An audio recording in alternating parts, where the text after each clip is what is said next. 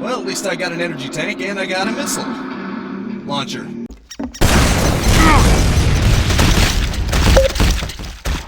Hello and welcome to the Metroid Prime Trilogy. Obviously for Nintendo Wii, nunchuck is required. It's a good thing I've got one then. I know I did actually live stream the first Prime in the past, but this is different. This is running on native hardware. Not only that, but it's the Wii version, which means it controls better. Now that doesn't necessarily make it better all around, because in some ways the graphics are actually downgraded compared to the GameCube version, unfortunately. Like, water physics aren't entirely there when you're using the morph ball in it, and there's some charge beam effects that are removed. Presumably that one is because of the fact that you can now free aim, so it probably would have broken the effect. But I really don't get why water physics were broken. Unidentified distress beacon has been tracked to a derelict space vessel in orbit above Talon 4. So yeah, I really don't understand why that had to be removed. At best I can guess it was morph ball jumping, but that really doesn't make any sense, in my personal opinion. Oh well, let's just enjoy the music.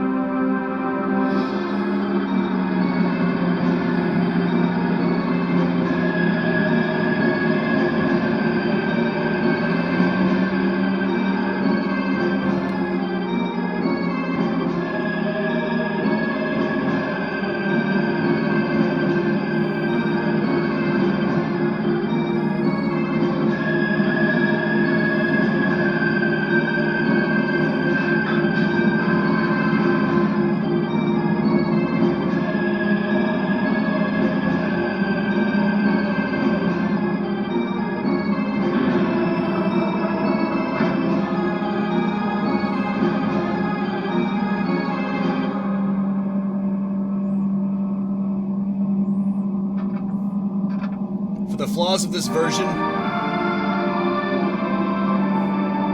it's still damn good. Also, as someone who grew up more on first-person shooters, I can appreciate the more honed control scheme, if you know what I mean. And of course, much like Metroid Prime 3, this only gives you a general suggestion of where to aim. You still have a sort of free aim within that lock-on, which is an interesting hybrid system if you ask me. Right, and of course I have to scan that. That was weird. It's like the sound cut out for a second there. Wonder if that was intentional. Here, let's take these ones out. Obviously this is just to train you to move around, to move the cursor. Should probably get it in a more comfortable position, instead of stretching out like that. But unfortunately, I have the way that I have the sensor bar is a little awkward. It's on top of a relatively big monitor for how close up it is, so yeah. Oh yeah, did you know that? You can actually destroy those asteroids and they break up into smaller ones. It's kind of like Asteroids, the game. It's a neat little Easter egg that they included, which thankfully that's one of the things that was passed down to this version. Alright, let's get a move on. Use the beam to open doors. Yes, indeed. You can also charge it, but I'm not supposed to know that yet.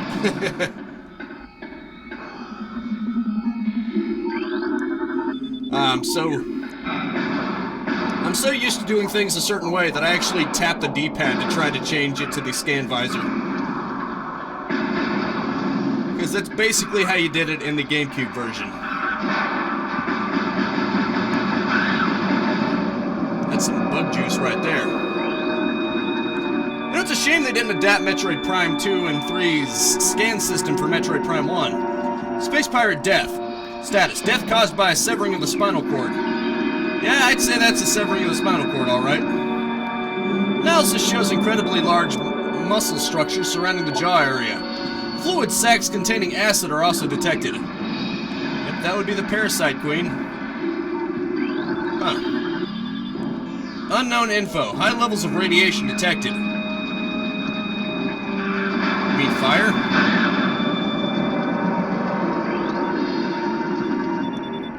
Space pirate status. Death caused by acidic burns to body. Chemical type unknown. That one is still alive. Weak life signs detected. Imprints of large bite marks can be seen on the exoskeleton. Well, you're not alive anymore. I know it didn't attack me yet, but it was going to. Because all space pirates are nasty. And you can say whatever you want about me, you know I'm right. In this case, it is good to judge a book by its cover. Because it's not like there's going to be a lot of nuance where there are space pirates that are actually good.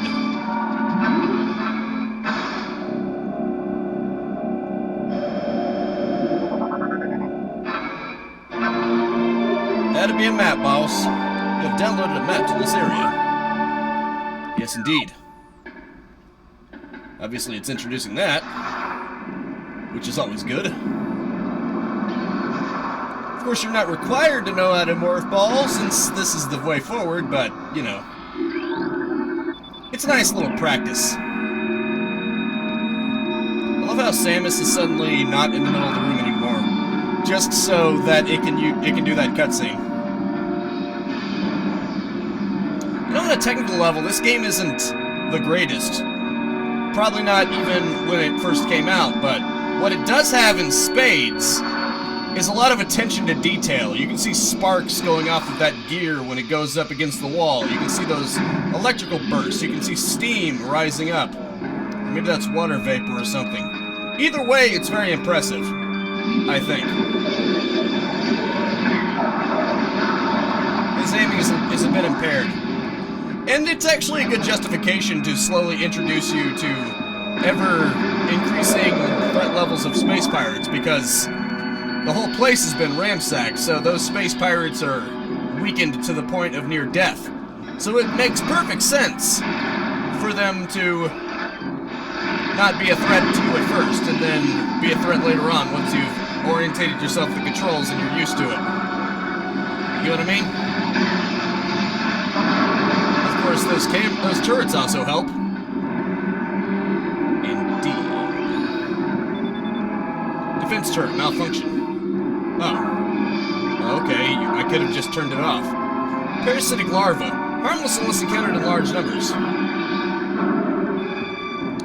Plasmite, native of Tal 4. Oh, and this is where it gets interesting. I'm guessing they couldn't figure out how to make a side hopper in a 3D space, so instead, it's just a little Easter egg right there. Plasmite, native of Talon 4. My guess is that maybe at one point they planned to have a side hopper, but they couldn't figure out how to implement it. Because it seems like that was based off of a 3D model. Even though there's nothing in there, of course, because you're not meant to see in there. Elevator operational, please step into the hologram. Very well.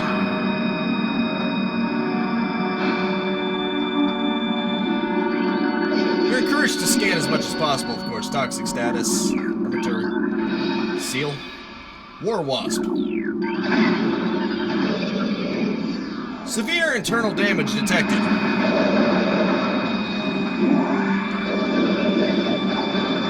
This is another one that doesn't know how to aim. Unfortunately, this one is much more healthy. But fortunately, he's still too weak. Even at full strength, space pirates are too weak to deal with Samus. Samus is simply too much. These, on the other hand, are a little bit annoying. But they're not really that big of a threat. At the end of the day.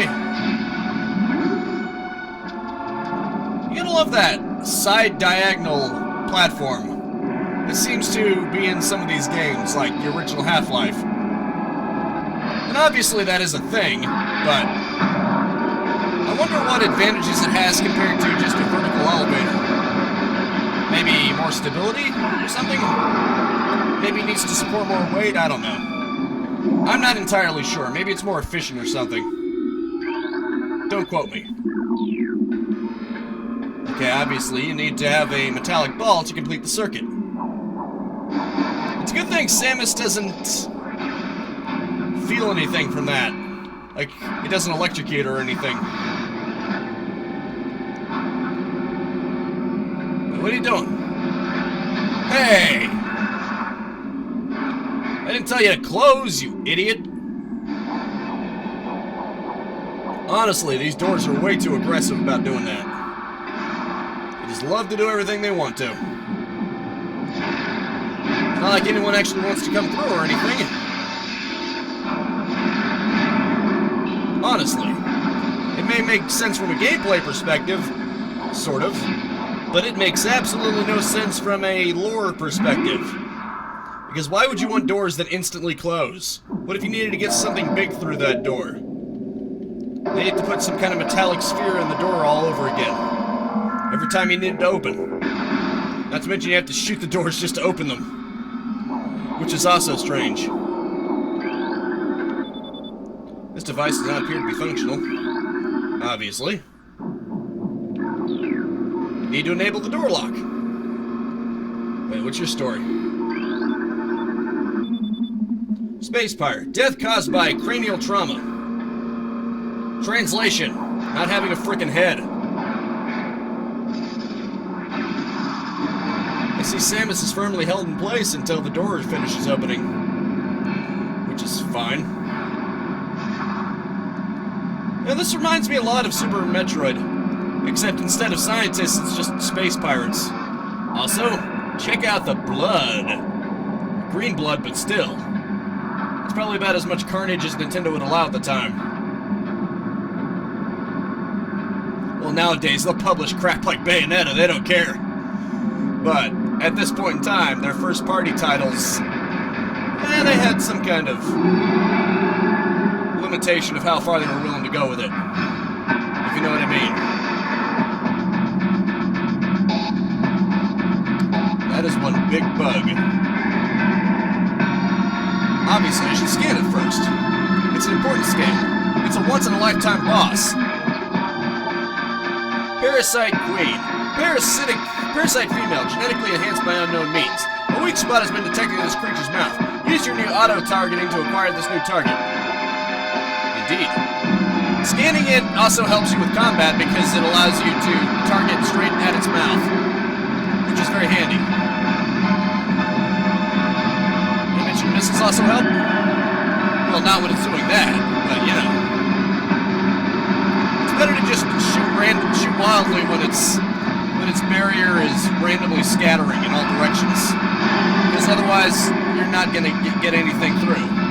Especially not the charge shot. You're just wasting missiles at that point. You know, like I just did, because I didn't realize it would start scattering. Ow. It's very rude of you. Right. Metroid Prime 3 introduced, quote-unquote achievements. It's mostly just to purchase certain aesthetical things. It doesn't really affect anything. You know, it's like microtransactions before microtransactions. When you worked for it instead of paid money for it. I guess games have just become so meta now that in order to get something, you have to earn it in real life. With a job. Yeah, that's just companies being greedy. See, look at that. Look at the sparks going off against that gear. It shows that it may be rusted, it's out of use. It's struggling a little bit. It's a really nice touch. At least I think so.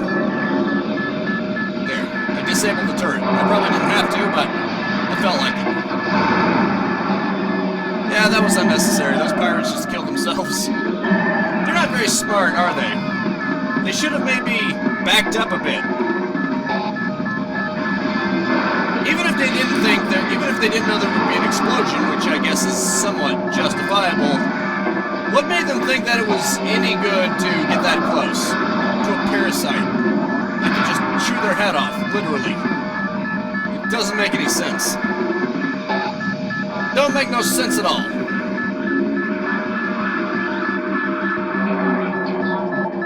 Parasite interstellar vermin travel in swarms. Indigenous to Talon 4, a single parasite is harmless, however they tend to travel in large groups, swarming a potential prey. Such swarms can be dangerous.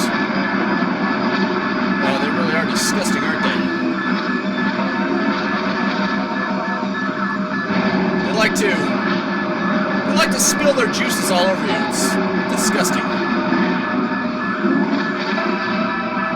Didn't their parasite mother teach so many manners?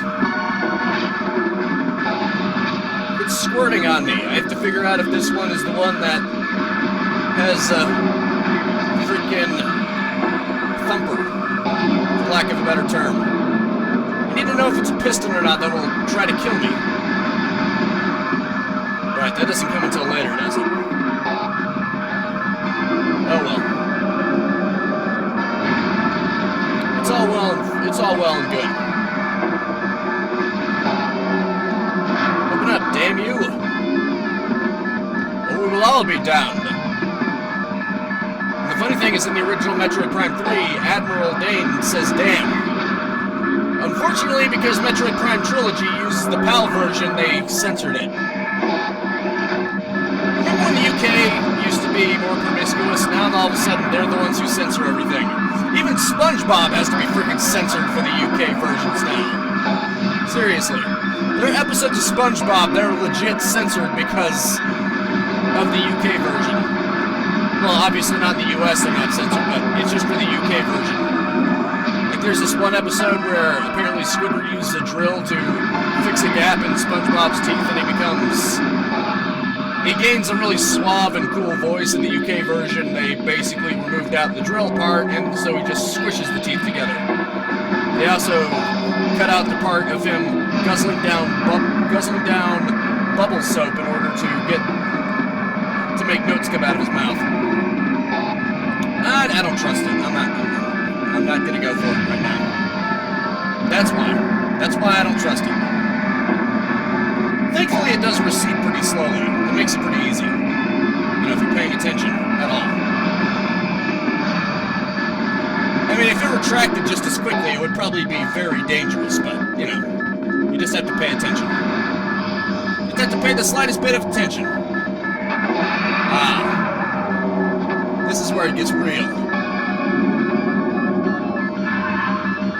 He's here. Hey, where were you when your entire fleet was getting wrecked by parasite queens? This place is in a state of disrepair. Did you just now show up? Oh, the boss finally decided to show up. Just for Samus. What an idiot. You'd think you would have done something. No. He just wants to stand there and look cool. Yeah, now that I'm thinking about it, Ridley seems incompetent. It's making Ridley look very incompetent. Not that he probably needed my help. Right, this is where it all goes to hell. They gave you a little taste of some of her abilities, only to just rip them away.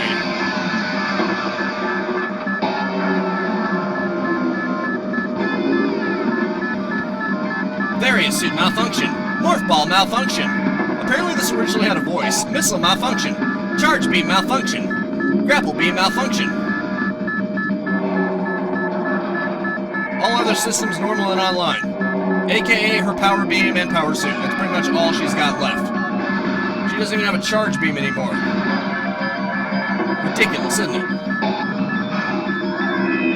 Oh, the room is depressurizing its own. It's good.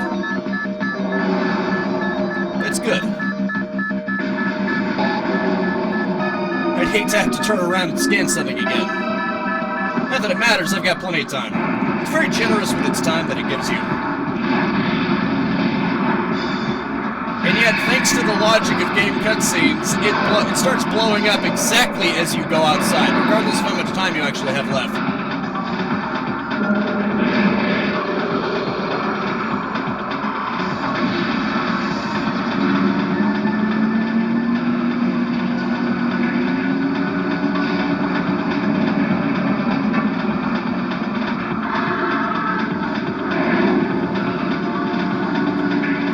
give Samus credit. She basically lost all of her stuff except for the most basic of power beams. She's about as helpless as you could possibly get. Well, unless you remove her suit and power beam, of course. She has only the most tracking on enemy target has been lost ground. Okay. You know what I mean. She has lost everything except the most basic stuff, and she's still going after Ridley. That takes some guts. It takes some determination. Ah, look at that beautiful planet there.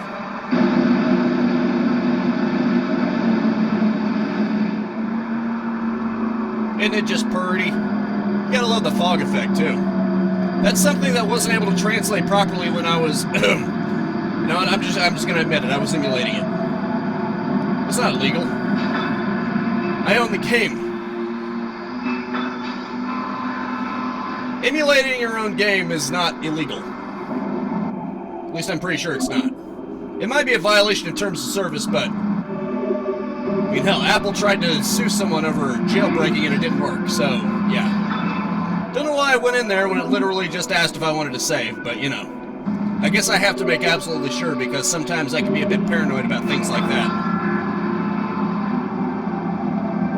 Please understand. Unfortunately, due to the nature of this, I couldn't live stream it if I wanted to. Not that it matters because I'm distracted by other things to live stream, but even if I wanted to, unfortunately, the Nintendo Wii, the USB grabber that I use to allow it to interface with my computer, it can't capture audio for some reason.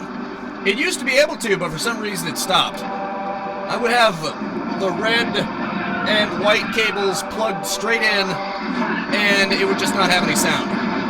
So what I started doing is, I decided, screw it, I would have it just in a TV nearby, and I would just use my phone to record the actual game audio. That's why you may have noticed that whenever I do GameCube and Wii games as of late, the game audio isn't nearly as perfect as it could be.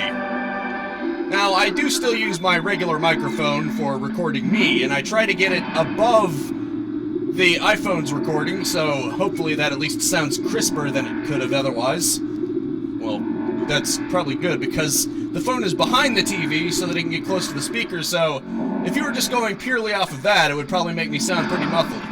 I could probably demonstrate if I remember to do that. Hopefully my future editing self will remember this. Seismic disturbance at ruin site. Hive totem. Indeed. Right. I forgot already. I've lost the charge beam. That's very unfortunate. Oh, that is quite a glare. This isn't a game that uses bloom all that much, which is good because I think it looks better for it. I think bloom should only be used in very select circumstances. Like if you're trying to make a display look better or something. Or you're trying to make an energy weapon look better. I think there is bloom on this, though. The power beam. But that's beside the point. It should be used sparingly. As I said in my review of Mass Effect 2, I think it had a really good balance of that. It managed to not overdo the bloom, but some games... It's like they're trying to blind you so that you don't notice how bad the rest of the game looks. And yeah, that may sound a little harsh, but let's be real. Why would you need to blind the player unless you want to distract them from how bad the rest of the game actually looks? You should not require that much bloom. Quit going crazy with that. Actually, Metroid Prime 3 had a decent amount of bloom too. But like I said, it didn't overdo it. It didn't overstay its welcome. It had as much as it needed to, in my opinion. And I'm sure some people can disagree. Now, one effect that thankfully was retained is that there's sort of a reflection of Samus in this. Not really, but it's sort of a cheap way of implementing it, if that makes any sense. If I remember correctly, there's a save station right here. You may also notice that Retro Studios, they didn't so much go into shader effects. You know, like normal mapping and things of that particular nature. I think they wanted to utilize all the GPU power of the GameCube in order to max out the polygons. So if you'll notice, rather than have a lot of bumpy surfaces, it actually has quite a lot of nooks and crannies for its time. Obviously, modern games have tons more polygons to work with, but for the time, considering this is GameCube era, this is quite intricate. It isn't mostly flat surfaces trying to fool you with shader effects, like I said. These are actually polygons, and you can tell because they really stick out. Because normal mapping wouldn't be able to replicate this. Parallax mapping, on the other hand, and relief mapping and things of that nature, they can do that. They can fake that, height maps and other things. But not normal maps, which would be about all the GameCube had access to. I think even the Dreamcast had bump mapping, which is really interesting. It's pretty impressive that the Dreamcast had freaking bump mapping, which shows that it was pretty easy to do. And hell, the Nintendo DS even has. The Nintendo DS can even do bump mapping, and I know because someone homebrewed it in there. Now, it probably doesn't have that much support for bump mapping, but it's still pretty impressive. And this is the first boss in the game. Well, second, I guess, but first, after you get your equipment taken away. The Parasite was more like a tutorial boss. This is where the training wheels come off and things get real. Ram War Wasp. Hive Mecha Security Unit. Take it. Damn it! I'm actually doing worse than I was in the GameCube version. Although, that might also be because I'm not emulating it. That the emulator was actually working to my advantage. The emulator might have actually been helping me. Son of a bastard, I didn't do it fast enough. Or it could just be because I'm not really used to the remote controls in this game. I'm gonna die, aren't I? Well, because I wanted to freaking scan it. Son of a...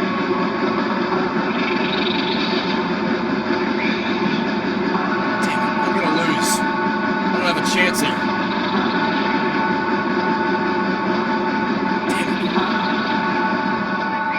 I have to move around a lot, and that's not helping either. Oh, great, I'll get one side of it done. And never again, because my energy is basically gone. I'm screwed here.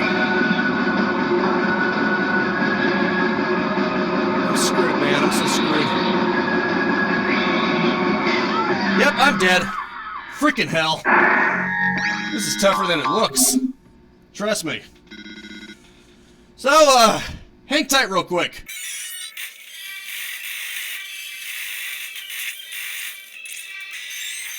Oh, thank God.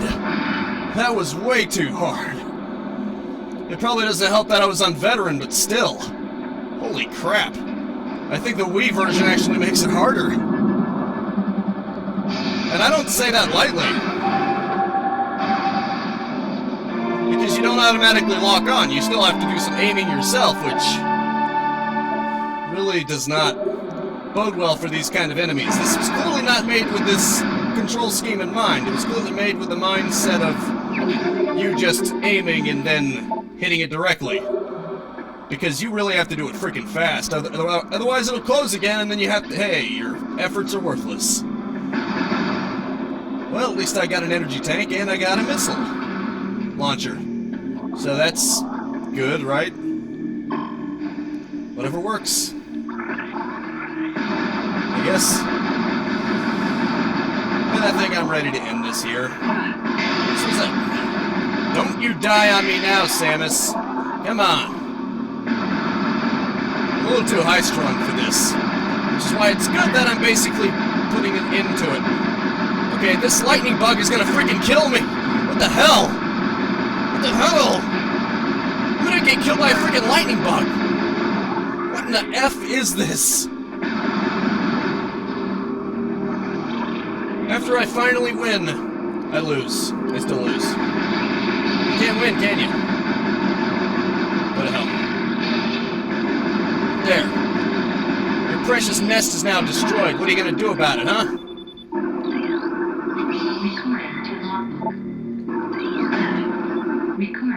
Go to hell. Just go straight to hell, please. Really appreciate it. Thank you.